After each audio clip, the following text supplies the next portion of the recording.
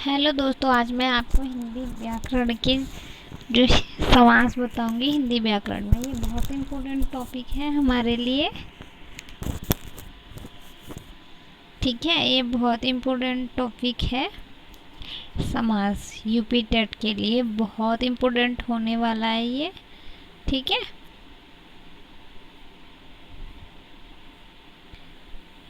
हिंदी व्याकरण समास। ठीक है ठीक है। और इस समास क्या होता है, ठीक है, इसकी परिभाषा क्या होती है, पूछ लेता है एग्जाम में, यही पूछता है। समास क्या है। ठीक है, दो या दो से अधिक शब्दों को मिलाकर बने संक्षिप्त शब्द को समास कहते हैं। किसको कहते हैं? संक्षिप्त शब्द को समास कहते हैं। ठीक है, तो इसके उदाहरण क्या हैं समास के? राजधन पुत्र, तो राजपुत्र हो गया। ठीक है, ग्राम धनवासी, ग्रामवासी। ठीक है, वन धन गमन, वनगमन। ठीक है, मैं बहुत आसान बताऊंगी आपको। और ये मोस्ट इम्पोर्टेंट टॉपिक है, हर बार आते हैं, 2 से 3 प्रश्न बनते हैं यहाँ से। ठीक है, और ये बहुत इम्पोर्टेंट है ये वाला टॉपिक, इसको वेरी वेरी इम्पोर्टेंट में रख लो। ठीक है, आते ही हैं, हर बार आते हैं एग्जाम में, ऐसा थोड़ी है।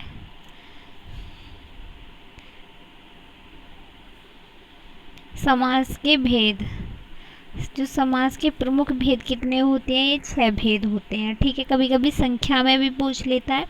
तो अव्ययी समास, तत्पुरुष समास, कर्मधारय समास, द्विगु समास, द्वंद्व समास, बहुब्रीहि समास। ठीक है, तो इसको मैं आगे आपको ट्रिक से बताऊंगी, ट्रिक से भी समझा दूंगी। बहुत आसानी से समझ में आ जाएगा, आपका कभी गलत नहीं होगा। जैसे अब भी समास है, इसमें ये उदाहरण आते हैं, यथाशक्ति, प्रतिदिन, इस तरीके से आते हैं। ठीक है,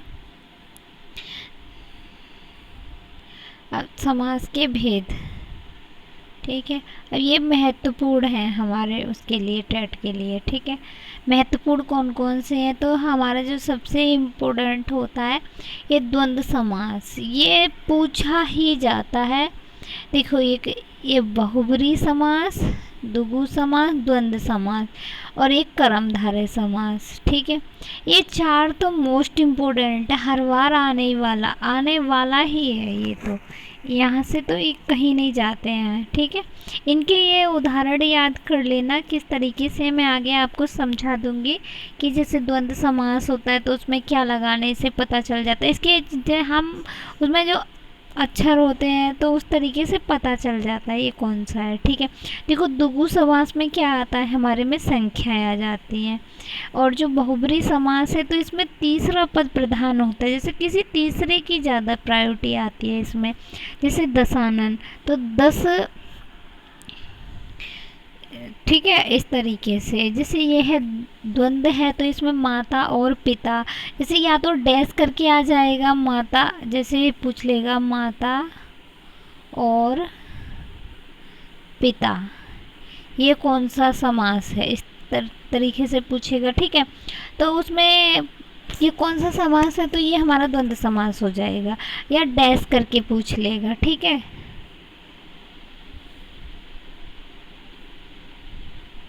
अब आता है हमारा पहला नंबर, अव्ययी समास। ठीक है, अव्ययी समास में इसकी पहचान, इसकी ट्रिक क्या होती है?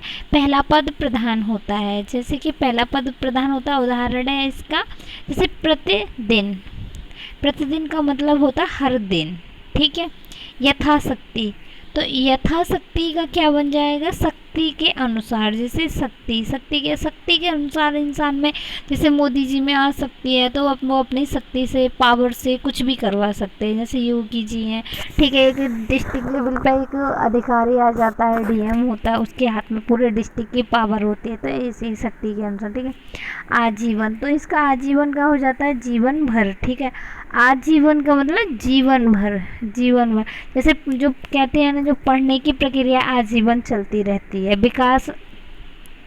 विकास भी चलता रहता है, इस तरीके से। ठीक है, अब इसका है नंबर 2, तत्पुरुष समास। ठीक है, तो ये तत्पुरुष समास में क्या है इसका, तो इसकी ट्रिक है का, की, का, के, की, को, से, के लिए। आदि शब्द छिपा रहता है, जो आदि शब्द है ना इसके छुपे रहते हैं, ठीक है, तत्पुरुष समास में। इस तरीके जो हमारे कारक होते हैं तो उसका जो पहला कारक होता है उसे छोड़ दो और लास्ट वाला कारक छोड़ दो, ठीक है। कारक हमारे 8 होते हैं तो ऊपर का नीचे का छोड़ दोगे और बीच बीच के सारे कारक यूज हो जाते हैं तत्पुरुष समास में, ठीक है।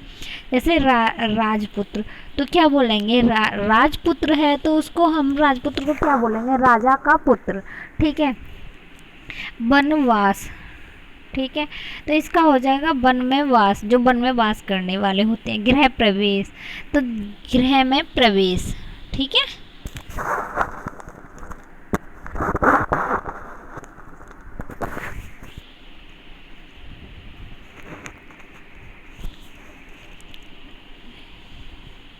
इसके बाद आता है हमारा तीसरा वाला, यह है कर्मधारय समास, ठीक है। कर्मधारय समास में हमारे में इसकी ट्रिक क्या है, जो ट्रिक है इसमें विशेषण प्लस विशेष्य, मतलब किसी की विशेषता ज़्यादा बताना, ठीक है।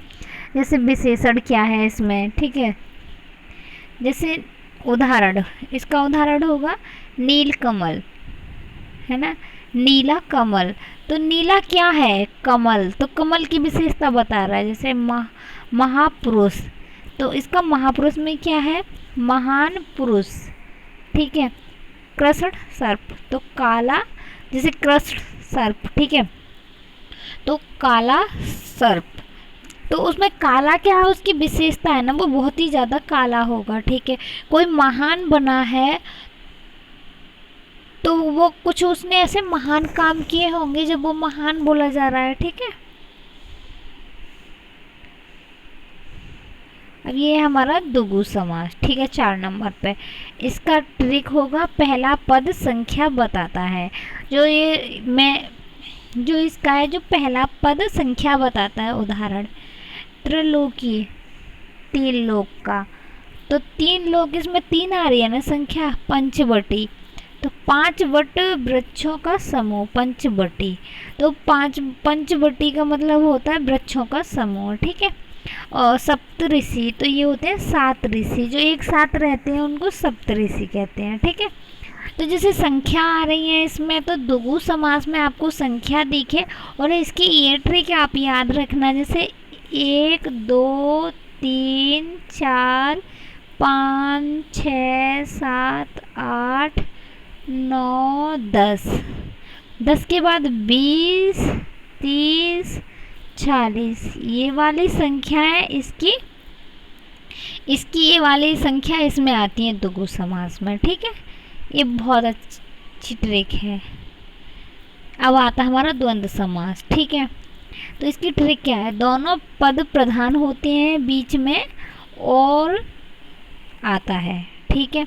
मैंने आपको पहले ही बताया था द्वंद्व समास, इसका उदाहरण है जैसे माता पिता, तो इसको क्या बोलेंगे, माता और पिता, ठीक है। दिन रात, दिन और रात, सुख दुख, सुख और दुख, ठीक है। इस तरीके से ये डैश लगा, जैसे माता पिता, ठीक है। अब इसमें डैश लगाए ना तो इसकी जगह और लगा लेंगे, ठीक है।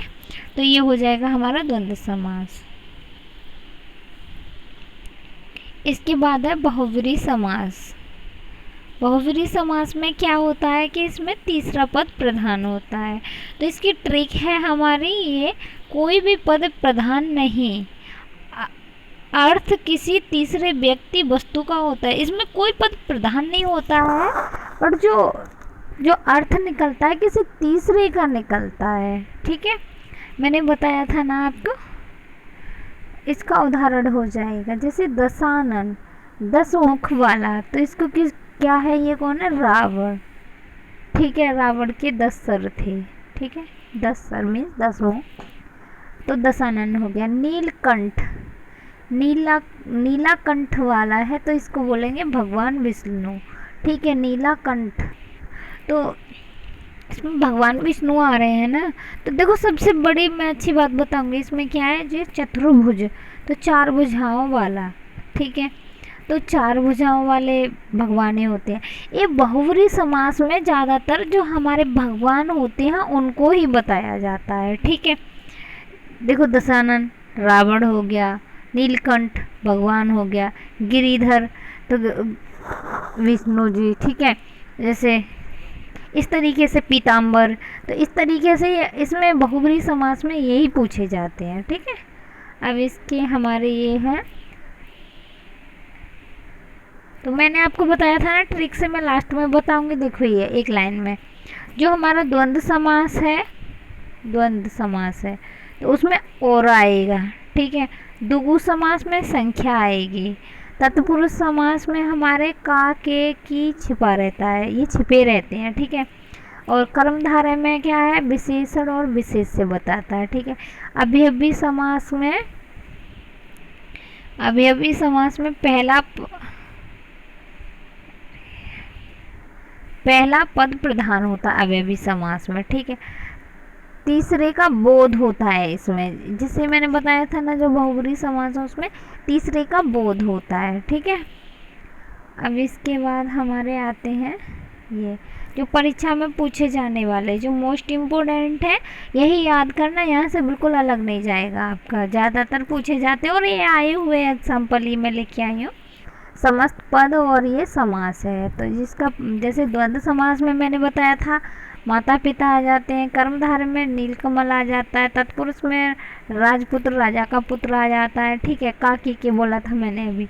अभी समास में यथाशक्ति, द्विगु समास में आ गया आपका पंचवटी 5 संख्या वाला, बहुब्रीहि समास में दशानन आ गया। दशानन मीन्स रावण जिसके 10 सर हों, ठीक है। तो मेरे चैनल को सब्सक्राइब कीजिए, वीडियो को शेयर कीजिए और लाइक कीजिए। अब मैं अगली वीडियो में आपको और अच्छे से बताने वाले अगला टॉपिक लेके आऊँगी मैं आपके लिए, क्रिया, ठीक है।